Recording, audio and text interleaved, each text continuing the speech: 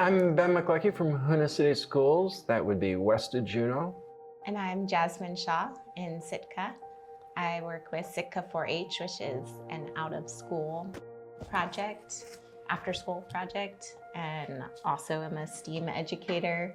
We're both in Southeast, and I happen to have, be wearing this headband and this t-shirt, which connects to our project that we came up with, which is bringing Formline design, a very prominent art form in Southeast, and making the kids connect it to their place and make it their own.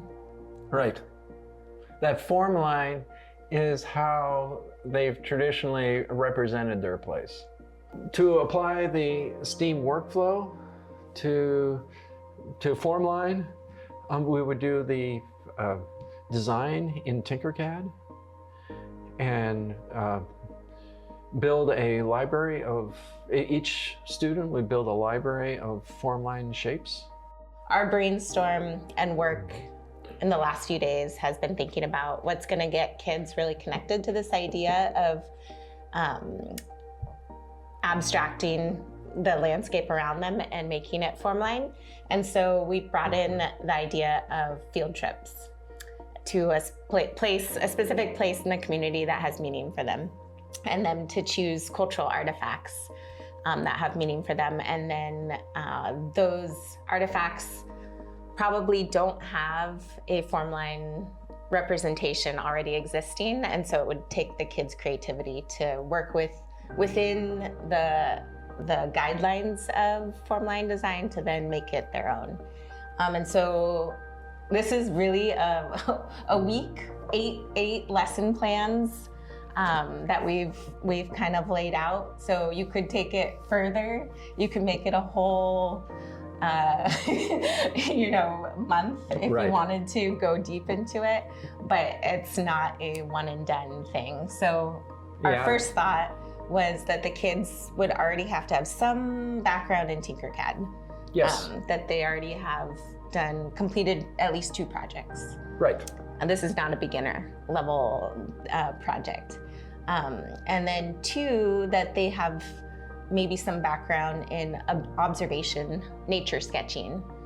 Because our first field trip we want to do is to take them into the field and have them pick an artifact in the landscape that they're going to sit and draw. So sketch in place. Something that has interest and meaning for them.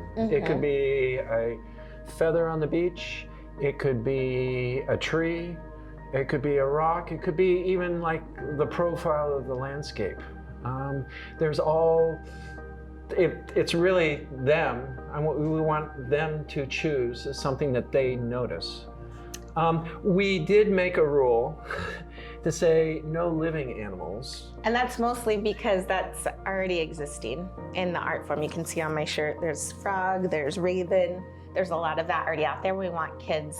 And those are all crests. Right. And those crests are owned by the clans. And so what we wanted, ultimately we want the kids to exercise their art form, the Formline art form, without duplicating things that have ownership and require permissions.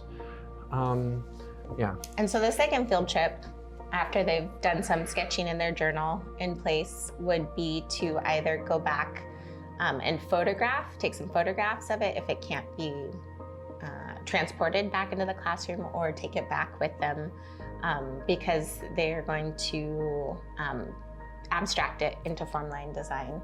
And so photographs, or we talked about clay imprints too, was an idea. Once they're in the classroom, they're going to have to start talking about, okay, what shapes are used in Formline design, and build a library in Tinkercad, which Ben has done. So here's an example library. There's some basic, there's the trigon, there's the ovoids,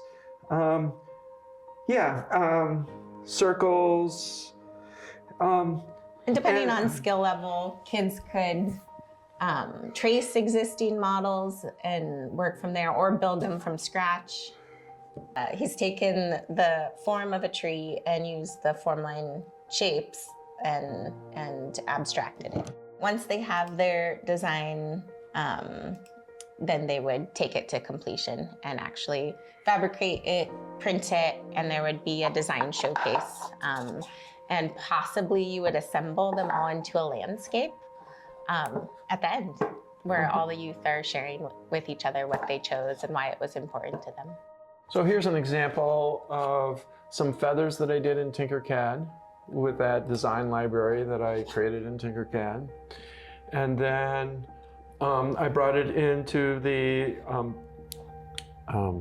Glowforge library, or brought it into a Glowforge project, and made it into a box, and then laser engraved it and laser cut it for the corners.